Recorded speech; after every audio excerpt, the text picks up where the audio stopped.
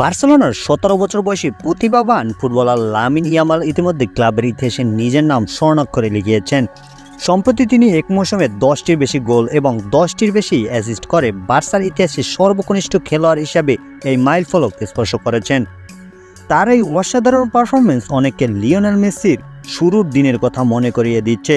ইয়ামালের এই সাফল্য তাকে মেসির সাথে তুলনার দিকে নিয়ে যাচ্ছে। মেসি 17 বছর 3 মাস 22 দিন বয়সে বার্সেলোনার হয়ে অভিষেক করেছিলেন। অপরদিকে ইয়ামাল ইতিমধ্যে 64টি ম্যাচ খেলেছেন, যেখানে তিনি 12টি গোল ও 7টি অ্যাসিস্ট করেছেন। লামিন ইয়ামাল ইতিমধ্যে তার প্রতিভা ও দক্ষতার প্রমাণ দিয়েছেন। তার বর্তমান ফর্ম ও সাফল্য তাকে ভবিষ্যতে বিশ্ব ফুটবলের অন্যতম সেরা খেলোয়াড় হিসাবে প্রতিষ্ঠিত করতে পারে।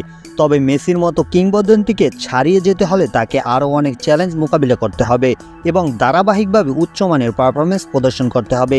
আপনার কি মনে হয় মেসিকে কি ছাড়িয়ে যেতে পারবে ইয়ামাল? কমেন্ট করে জানান।